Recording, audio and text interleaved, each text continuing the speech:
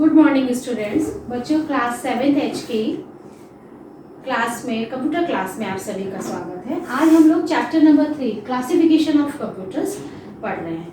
हम लोगों ने पिछली क्लास में माइक्रो कंप्यूटर के विभिन्न प्रकार के कंप्यूटर लिखा हुआ है, विभिन्न प्रकार के माइक्रो कंप्यूटर। क्लियर? पिछली क्लास में हम लोगों ने पढ़ा था कि ये माइक्रो कंप्यूटर कितने प्रकार के होते हैं।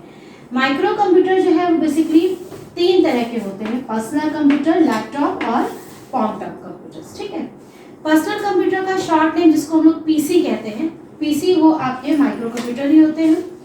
जनरली जो माइक्रो कंप्यूटर्स होते हैं वो आपके 3 तरह के होते हैं। सबसे पहला पीसी। पीसी आपका कैसा कंप्यूटर है? पीसी जिसमें कि हार्ड डिस्क नहीं होती थी। ठीक है, अब इसमें जो इसका जो प्रोसेसर था वो था आपका 8088। और बहुत ही ध्यान देने वाली बात है कि अब इसमें हार्ड डिस्क नहीं होती थी और अब वो बिल्कुल भी नहीं, आपको मिलेगी भी नहीं जनरली वो कहीं पर भी, अब वो आपके प्रचलन में नहीं है। उसके बाद आपका आता है पीसी एक्सटी। पीसी एक्सटी क्या होता है? पीसी एक्सटी का फुल फॉर्म होता है पर्सनल कंप्यूटर एक्सटेंडेड कंप्यूटर। ठीक है, एक्सटेंडेड टेक्नोलॉजी।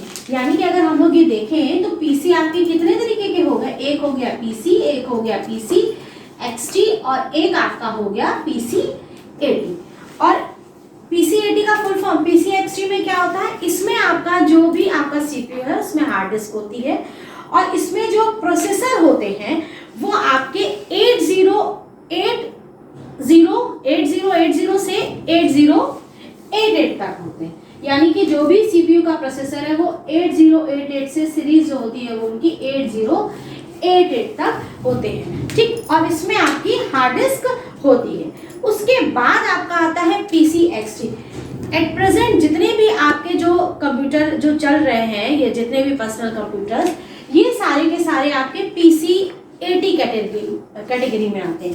पीसी 80 का मतलब क्या हुआ? Personal computer advance technology. यानी कि आप जो भी एट प्रेजेंट आप अपनी लैब में देख रहे हो, घर में देख रहे हो या जो भी है, वो सब के सब आपके एडवांस टेक्नोलॉजी में है।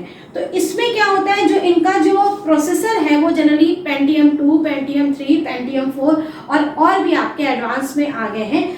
और जो इनमें जो प्रोसेसर थे वो जनरली जो है वो कहाँ से शुरू हो रहे थे? आपके 80286 जो सीरीज थी वो क्या थी? 80286, 80286, 80386, ओके, 80486। तो इस तरह से ये आपके जो भी प्रोसेसर थे उनकी जो सीरीज थी वो इस तरह से थी। और अब जितने भी आपके आ रहे हैं वो पेंटियम 1, पेंटियम 2, पेंटियम 3, ये आपके सारे प्रोसेसर हैं। ये बहुत पावरफुल थे। ये भी आपके जनरल पर्पस यूज के ही कंप्यूटर थे। ओके, बस जो टेक्नोलॉजी थी यानी कि इनकी स्टोरेज कैपेसिटी ज़्यादा होती थी और इनकी जो डेटा को प्रोसेस करने की स्पीड है वो ज़्यादा है। इस तरह से आपका ये जो है ये न्यू टेक्नोलॉजी के कंप्यूटर थे। अब उसके बाद आता है कि ये लैपटॉप कंप्यूटर्स कैसे होते हैं। ये जो आपका लैपटॉप कंप्यूटर्स है ये किस तरह के कंप्यूटर?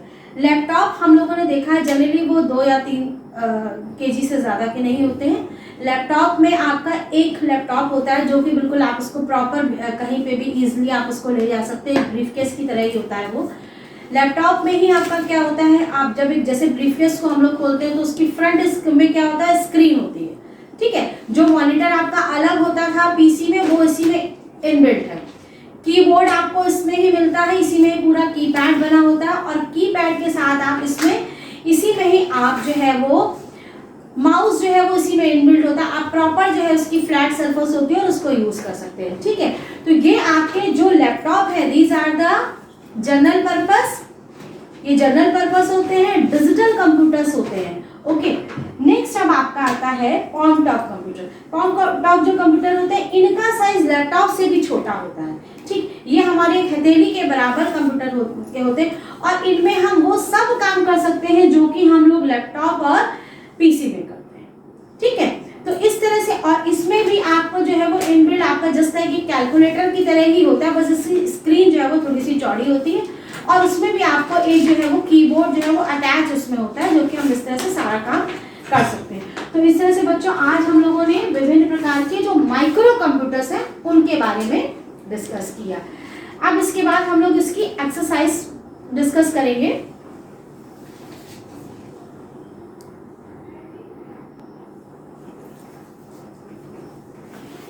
बच्चों अब बारी आती है आपके एक्सरसाइज की, ठीक है। आपके जो एक्सरसाइज में जो पेज नंबर है दैट इज 19, अगर आप पेज नंबर 19 में आपका ये एक्सरसाइज दी हुई है जिसमें से हम लोग ये fill in the blanks file कर रहे हैं। फिल इन द ब्लैंक्स में सबसे पहला है व्यक्तिगत उपयोग वाले कंप्यूटर डैश कहलाते हैं।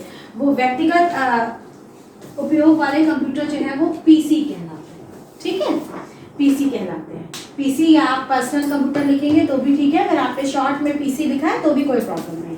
उसके बाद आपका आता है स्पीडोमीटर, वोल्ट मीटर, सन डायल, थर्मामीटर आदि डैश उपकरण है। हम लोगों ने ये पहले भी, जब हम लोगों ने सबसे पहले क्लासिफिकेशन में हमने अनुप्रयोगों के आधार पर कंप्यूटर कितने प्रकार के होते हैं, तो अनुप्रयोगों के आधार पर कंप्यूटर आपके 3 तरीके के होते हैं, analogue computer, digital computer and hybrid computer. हमने आपको कहा था एनालॉग कंप्यूटर्स आपके कैसे होते हैं, जैसे आपके घर थर्मामीटर है, वोल्ट मीटर है। हम लोगों के घर में पानी के लिए जो घड़ी लगी होती है, घर में आपने देखा होगा पानी की जब मोटर लगी है तो घड़ी भी एक लगी होती, तो वो सब आपके एनालॉग कंप्यूटर्स में आते हैं। क्लियर? हमारे घर में जो आप तो डिजिटल थर्मामीटर आते हैं जिसमें कि डिजिट्स में यानी कि नंबर्स दिखे रहते हैं, नहीं तो पहले उसमें भी थर्मामीटर में भी आपका पूरा जैसे स्केल में आपके इस तरह से लाइंस बनी होती थी, ये इस तरह से, तो वैसे ही थर्मामीटर भी बना था, तो हम लोग खुद उसमें से मेजर करते थे कितना टेम्परेचर आया। तो यानी कि स्पीडोमीटर, वोल्ट मीटर, सन डायल, थर्मामीटर उपकरण ये आपके किसकी कैटेगरी में आते हैं, ये आपके आएंगे एनालॉग कंप्यूटर में, ठीक है। तो इनको हम लोग बोलेंगे दीज आर द एनालॉग उपकरण। ये आपके कैसे उपकरण है, ये आपके एनालॉग उपकरण है। इनको आप ऐसे इंग्लिश में भी मैं लिख दे रही हूँ, जिनको स्पेलिंग इजी लगे वो अपना कर सकते हैं, अदरवाइज दोनों तरीके से मैटर है। उसके बाद आपका आता है सैटेलाइट में डैश कंप्यूटर कार्य करता है। सैटेलाइट आपका जनरल पर्पस कंप्यूटर में नहीं आता, ठीक है, ये आपका स्पेशल पर्पस कंप्यूटर में आता है, ठीक है। तो ये आपका किस तरह से होगा, इसमें हम लोग ये लिख सकते हैं ये विशिष्ट उद्देश्य कंप्यूटर में डैश कंप्यूटर कार्य करते हैं। इसमें हम लोग लिखेंगे स्पेशल पर्पस, स्पेशल पर्पस, या आप इसको हिंदी में भी लिख सकते हैं विशिष्ट उद्देश्य,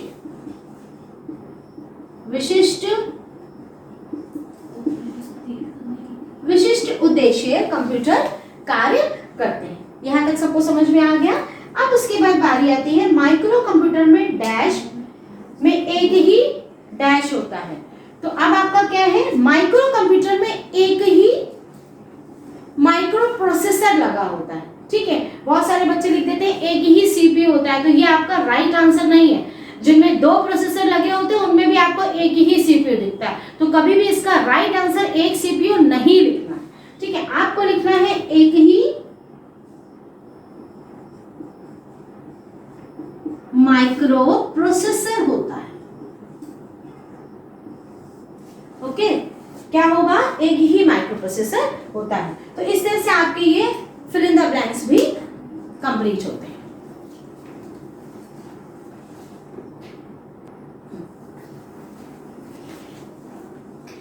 एक क्वेश्चन बच्चों आपके बुक में है कि माइक्रो और मिनी कंप्यूटर, यानी जहां माइक्रो और मिनी कंप्यूटर में क्या अंतर है, तो इसका अंतर मैं आपको बता रही हूँ।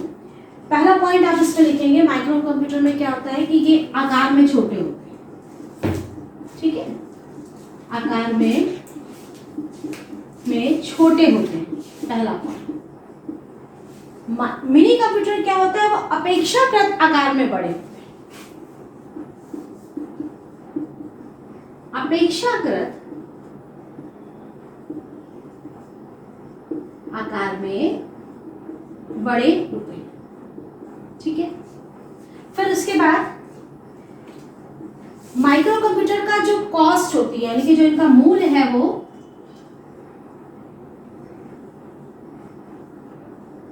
कीमत जो है वो इनकी कम होती है।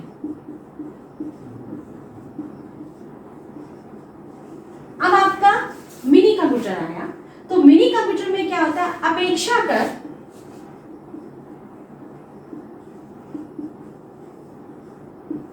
अपेक्षाकृत क्या होते हैं, ये महंगे होते हैं,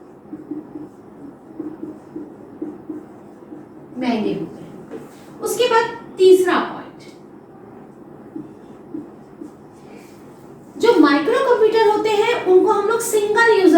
सिस्टम कहते हैं, ठीक है। ये सिंगल यूजर कंप्यूटर होते हैं। सिंगल यूजर का मतलब क्या हुआ?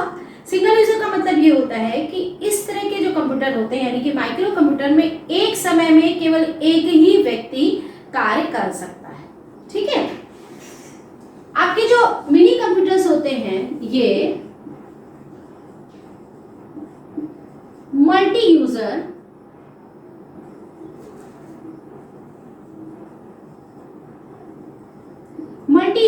कंप्यूटर होते हैं। देखो, मल्टी यूजर कंप्यूटर होते का मतलब क्या हुआ? सिंगल माने एक, मल्टी माने बहुत सारे, यूजर कंप्यूटर यानी कि एक यूजर काम करता है। यहाँ पे क्या हुआ कि मल्टी यूजर कंप्यूटर का मतलब क्या हो गया कि एक साथ इसमें बहुत सारे यूजर यानी कि बहुत सारे लोग काम कर सकते हैं, ठीक है। अब बारी आती है कि अगर ये सिंगल यूजर है, अगर ये मल्टी यूजर है, तो इसमें कितने यूजर काम कर सकते हैं, ठीक है। इसमें सिंगल यूजर का मतलब क्या हुआ? एक व्यक्ति ही काम कर सकता है, लेकिन इसमें क्या हो सकता है कि इसमें एक साथ जो है वो 35 व्यक्ति जो है वो काम कर सकते हैं, ठीक है।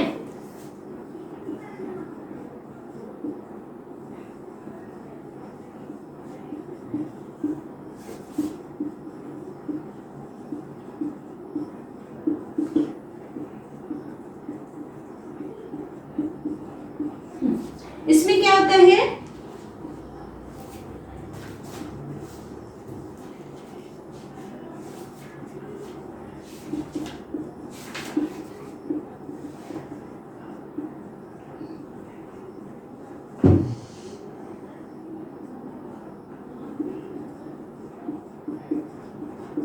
इसमें 35 व्यक्ति जो है वो एक साथ कार्य कर सकते हैं। इसके अलावा इसके भी और भी पॉइंट्स हैं, हम लोग बता रहे हैं।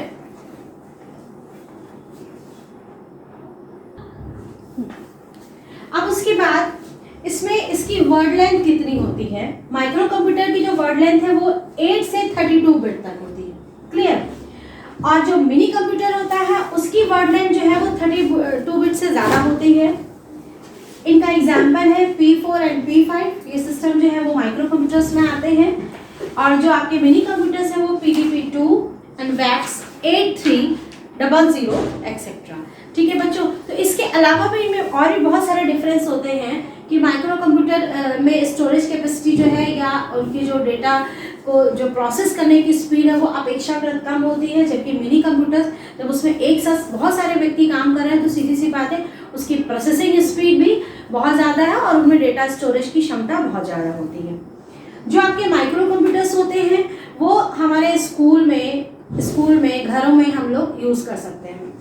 जो मिनी कंप्यूटर्स होते हैं वो बड़े बड़े ऑर्गेनाइजेशन जैसे बैंक में जनरली आपका मिनी कंप्यूटर ही यूज़ होता है, या जो बड़े बड़े जो ऑर्गेनाइजेशंस होते हैं, ठीक है, वहाँ पर आपका जैसे रेलवे रिजर्वेशन है या कोई और बिजनेस सेक्टर है, इस तरह के जो बड़े ऑर्गेनाइजेशन है वहाँ पर आपका मिनी कंप्यूटर यूज़ होता है। तो इस तरह से बच्चों आज हमारा जो है chapter number 3 classification of computer, इसकी एक्सरसाइज भी कंप्लीट हो गई।